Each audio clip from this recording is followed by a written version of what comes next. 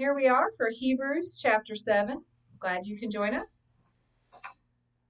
Hebrews chapter 7, Priest of God in Heaven. Today's lesson takes us again back to the Old Testament. Remember how the writer keeps referring to things that happened in the Old Testament? So this time we go back to Genesis chapter 14. Abraham, who during our story was still known as Abram, discovered that 4 kings who had attacked 5 other kings had taken Lot captive. Now, who was Lot? Do you remember who Lot was? I know. Who was Lot? Lot was Abram's brother. Not brother. Abram's nephew. Okay. So Abram's nephew, and remember Abram, their servants were fighting over the wells. And so Abram said, okay, Lot, let's separate, and I want you to pick the best of the land. You can pick over here, you can pick over here. And Lot chose to settle in Sodom. So, and the king of Sodom was one of the kings who was attacked. And these 4 kings took Lot captive during this war. Okay? So Abram gathered an army. Do you see how rich he was? He was so rich that he just gathered up an army and went after to get Lot back. So verses 15 and 16, remember we're in Genesis 14. Verses 15 and 16 tell us what happened next. So it says, Abram divided his forces against them by night, and he and his servants attacked them and pursued them as far as Hobah, which is north of Damascus. So he brought back all the goods, so all the goods that this invading army had taken. He brought back all the goods and also brought his brother. And in this case, it probably means brother is just used as a kinsman, a relative. Okay. It's in a general sense of relationship. So brought back Lot and his goods, as well as the women and the people. Then the king of Salem, which happens to mean peace, and he wasn't involved in the war, interestingly enough, came out to meet Abram. Okay.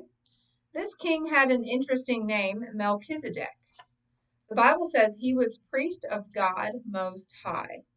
Then Melchizedek blessed Abram, saying, Blessed be Abram of God Most High, possessor of heaven and earth. And blessed be God Most High, who has delivered your enemies into your hand. Then Abram gave Melchizedek a tithe, and this is a Hebrew word that means a tenth. So Abram gave Melchizedek a tenth of the goods that he had taken, okay, when he went to take back these goods. And then he also gave all the goods to the king of Sodom who came out, okay. So let's go back to Hebrews. In chapter 7, the chapter begins with a retelling with a little more information of this encounter with Abram and Melchizedek. So let's read that. For this Melchizedek, king of Salem, priest of the Most High God, who met Abraham returning from the slaughter of the kings and blessed him, to whom also Abraham gave a tenth part of all, first being translated king of Salem, meaning king of peace, without father, without mother, without genealogy, having neither beginning of days nor end of life, but made like the Son of God, remains a priest continually. Now consider how great this man was, to whom even the patriarch Abraham gave a tenth of the spoils. Then the Hebrew writer compares this Melchizedek with the priests during the law of Moses, the Levites. They both received tithes. Remember the tithe that Abraham gave Melchizedek? Well, tithes were required under the old law too. Then the writer makes an interesting point. Did Jesus ever break a law? Did Jesus ever break a law? No, never. Of course he didn't. But under the old law, priests had to be from which tribe? Levi. They had to be of the tribe of Levi. Do you know which tribe Jesus was from? Nazareth.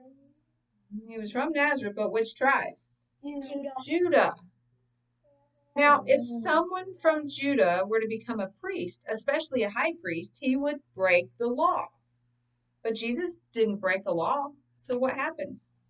The Hebrew writer tells us, for the priesthood being changed, meaning since Jesus is a high priest and He's not a Levite. The priesthood must have changed. There must have been a change of the law. For he of whom these things are spoken belongs to another tribe from which no man has officiated at the altar. So the law was changed. Well, what law are we under now? Are we under the old law? No. No. We're under a new law, the law of who? Jesus. The law of Christ. Okay? Remember the quote from chapter 4? It was actually quoted there twice. The Hebrew writer again quotes it twice. I'll read it for you. You are a priest forever according to the order of Melchizedek. Right? So this comes from Psalm 110, verse 4. The writer quotes it 2 more times here. Jesus is a priest according to a different order. He's the order of Melchizedek, not the Levitical order. The last point the writer makes in this chapter is that there were many high priests. Remember when we studied the judges? There were good judges and there were bad judges, weren't there? And the same is true of the kings. When we get to the time of the kings, there were good kings and bad kings. We've studied some of those good kings and we've studied some bad kings, haven't we? Remember King Ahab and Jezebel? They were pretty wicked, weren't they? Okay? Well, the same is true about the priests. Some of the high priests were good priests and some were not. They were changing every few years because these men died. So there were constantly changes. Good priests, bad priests, you know. But Jesus is our priest now forever. So there's no more changes. And remember the sacrifice that he made? How many times did Jesus make sacrifices? 1 time when he died on the cross. He gave himself as a sacrifice. How many sacrifices did the high priest in the Old Testament give? 0. They gave a lot of sacrifices. The high priest had to do different 2 a sacrifices. Some were daily, some were yearly. They had to give a lot of sacrifices. Did those sacrifices really mean anything? No, not in an eternal sense. Okay? So for these reasons, Jesus is the better high priest. Men had weaknesses, but Jesus has been perfected forever. He is our perfect high priest, isn't he? Okay, let's review the key words and phrases from Rob Whitaker. Okay? Remember the whole book is we've got something better. We've got something better.